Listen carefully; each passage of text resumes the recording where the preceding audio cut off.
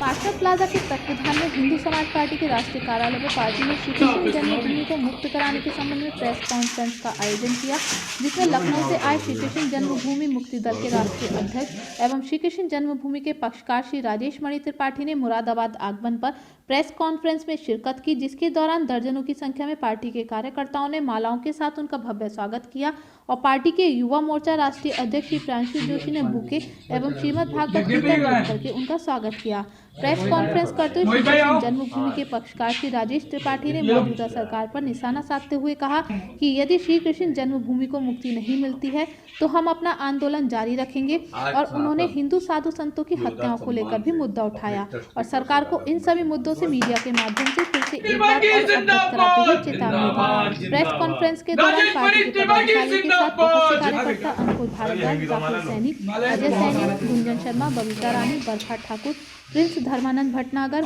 टीटू, कशिश गुप्ता, अरुण आदि मौजूद रहे।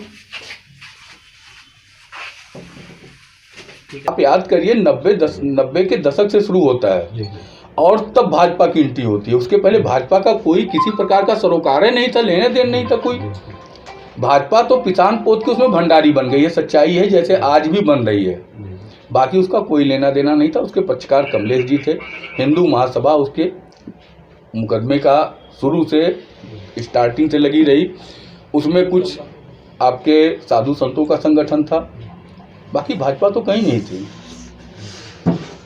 यदि आपकी ये जो मामला चल रहा है कृष्ण जन्मभूमि का, अगर आपकी समस्या का समाधान नहीं किया जाता तो क्या किस तरह का कदम? हमने अल्टीमेटम दे दिया सरकार को कि अगर इसका निस्तारण नहीं होता है, क्योंकि मैं पक्षकार भी हूँ, मुकदमा भी हम लड़ रहे हैं। श्री कृष्ण जन्मभूमि का मुकदमा सबसे पहले माननीय हरिशंकर जैन जी के द्वारा, हम ही लोगों के द्वारा दाखिल किया गया था और उसके बाद हम लोग लगातार प्रयास किए कि ये जल्दी से जल्दी निस्तारित हो जाए। सरकार निस्तारित कराने की तो बात छोड़िए, बार बार उसमें अड़ंगा लगा रही है। कभी कोई जज बदल दिया जा रहा है, कभी कोई जज बदल दिया जा रहा है। 2 साल का समय हो गया, मेरिट पे भी सुनवाई नहीं हुई। इससे बड़ा दुर्भाग्य क्या हो सकता है? तो हमारा कहना है कि जल्दी से जल्दी हमारी 4 मांगे हैं।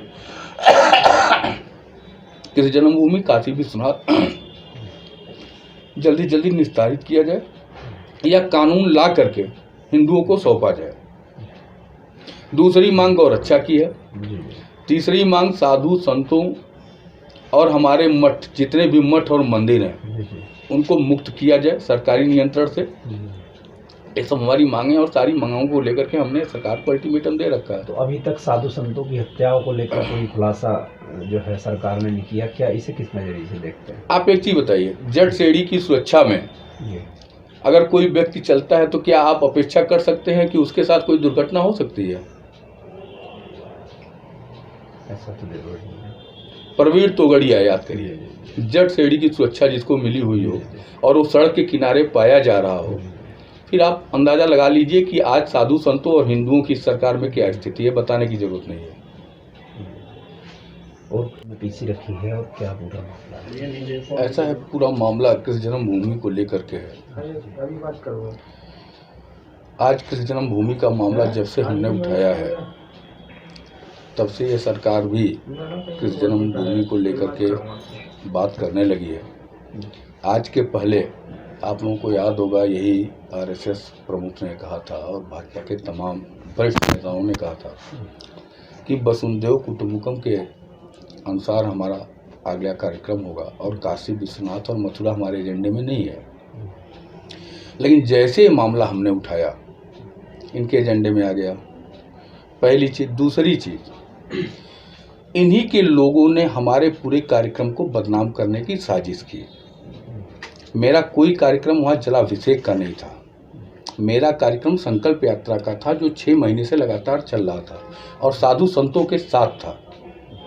लेकिन मेरे कार्यक्रम को बदनाम करने के लिए यही तथाकथित हिंदूवादी नया सगुफा गढ़ करके पूरे कार्यक्रम को बदनाम किए और 29 तारीख की रात में 2:30 बजे एसटीएफ और लोकल पुलिस मिलकर के हमको उठा लिए। पहली बार हुआ कि कार्यक्रम के डेट से 8 दिन पहले किसी व्यक्ति को उठा लिया जाए और केवल उठा न लिया जाए, प्रशासन ने यहाँ तक कि एफआईआर की नकल भी किसी को उपलब्ध नहीं कराई। लगातार मांगा गया लोगों के थाने से, सर्किल ऑफिस से, क्योंकि वहाँ आपको पता ही है कमिश्नरेट है और कमिश्नरेट में एसडीएम और डीएम के यहाँ तो आसानी से मिल जाती है, लेकिन पुलिस प्रशासन ने कतई किसी को एफआईआर नहीं दिया। जब तक उनको मुझे डिटेन करना था, डिटेन करके रखे। प्रांशु जी हमारे बहुत पुराने मित्र हैं, हमारे पुराने साथी हैं। हम लोग कमलेश तिवारी जी के साथ से सदा साथ रहे। हमारी बात प्रांशु जी से जब मैं बाहर आया, उसके बाद अपने संगठन के लोगों से और सारे लोगों से बातचीत हुई, तो हमारा संकल्प यात्रा तब भी मैं कहा था, आज भी कह रहा हूँ कि ना हम थके हैं ना हम डरे हैं। हमारा संकल्प यात्रा लगातार जारी रहेगा। आपने मथुरा में हमें रोक लिया, हमारे 25,000 लोग वहाँ पहुँचे, लेकिन अगला कार्यक्रम जो मेरा अयोध्या से काशी है, वह 16 तारीख को, 16 जनवरी से हम अपने भाई के साथ मिल करके पूरी ताकत से, जितने संगठन उस समय मेरे साथ थे, सारे संगठन मेरे साथ हैं, सबको लेकर के हम संकल्प यात्रा कि आज हम धर्म स्थली के लिए लड़ रहे हैं, तो सारे लोग साथ हैं और पहचाने हिंदुत्व में और हिंदुत्व को लेके चलने वाले लोगों के बीच भेद को पहचाने। आज हम जिस स्थिति से गुजर रहे हैं, हमारे लगातार साधु संतों की हत्या हो रही है, हिंदूवादी नेताओं की हत्या हो रही है, बार बार उनको प्रताड़ित किया जा रहा है, तो इन सब चीज़ों को भी ध्यान में रख करके आगे बढ़ना होगा। और जब तक हमारी एकजुटता नहीं होगी, तब तक कोई भी कार्य न तो संभव है, न तो सरकारें दबने वाली हैं। श्री कृष्ण जन्मभूमि को लेकर के ये जब चुनाव आसपास आ गया, तो अभी आपको कदम उठाने क्या है? बहुत सही प्रश्न आपने उठाया। जी जी, आपको याद दिला दें, वह महीना या वह साल बताइए जिस साल चुनाव भारत में नहीं होता है। पहला प्रश्न, आपके प्रश्न का मैं प्रश्न किया। जी जी।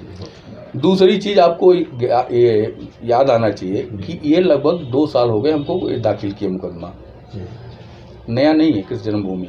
नहीं, प्रदर्शन तो काफ़ी, मतलब चुनाव तो भैया कितना, आखिर हम नहीं, चुनाव से हमसे क्या मतलब, हमने मुकदमा दाखिल किया, 2 साल का समय बीत गया और हम मुकदमे को लेकर के केवल दौड़ रहे हैं। एक करोड़ों हिंदुओं के आस्था का प्रश्न है, आप निस्तारित करो। तो ऐसा नहीं है कि चुनाव तो हमेशा भारत में होते रहेंगे, जब भी हम उठाएंगे तो कहीं ना कहीं चुनाव हो रहा होगा। तो इसको चुनाव से ना जोड़ा जाए कि हमारे आस्था का प्रश्न है और 2 साल से हम लड़ रहे हैं। और एक चीज़ और खुल के बता दें आप लोगों को, आज कोई भी व्यक्ति जाएगा वहाँ नकल लेगा और उसको दाखिल कर देगा। आज के पहले किसी ने तो दाखिल नहीं किया, ना काशी विश्वनाथ में आया, ना किस जन्मभूमि में आया। एक कागज जुटाने के लिए हरशंकर जैन जी और अपनी पूरी ग्रुप कितनी मेहनत और मशक्क़त की है, स्टेशनों पे कितनी रातें गुजारी हैं, ये इन लोगों को नहीं पता है। क्योंकि आज तो सब कुछ रखा है, जाइए नकल लीजिए, दाखिल कर दीजिए, बहुत आसान हो गया है। लेकिन खुशी इस बात की है कि हमारे साथ 10-20 लोग और आ रहे हैं, हमारी ताकत बढ़ रही है। मैं तो चाहता हूँ और लोग दाखिल करें। सबको लेकर के हम संकल्प यात्रा का अगला कार्यक्रम शुरू कर रहे हैं। राम मंदिर से इतना स्नेह और कृष्ण मंदिर से इतना द्वेष बीजेपी क्यों कर रही है? किस नज़र से देखते हैं आप? एक चीज़ बताइए, भगवान राम का नाम हनुमान जी लेते थे, सभी लोग जानते हैं, लेकिन भगवान राम का नाम कालीनेम भी लेता था, याद करिए आप लोग। तो कुछ लोग कालीनेम बन करके हमारे बीच आ गए हैं, जो हनुमान जी का नाम नहीं, राम जी का नाम नहीं ले रहे हैं, राम जी के नाम का प्रयोग कर रहे हैं। आपको हमेशा इस बात को ध्यान रखना होगा कि कालीनेम और हनुमान के बीच आज जो लड़ाई है वो हमारी धरा पे लड़ी जा रही है। प्रांशु जैसे लोग जो हनुमान जी के लिए काम कर रहे हैं, जो अपने सनातन के लिए काम कर रहे हैं, और वो लोग जो केवल कुर्सी के लिए और सनातन द्रोह का काम कर रहे हैं, उसका उदाहरण मैं बता दूं।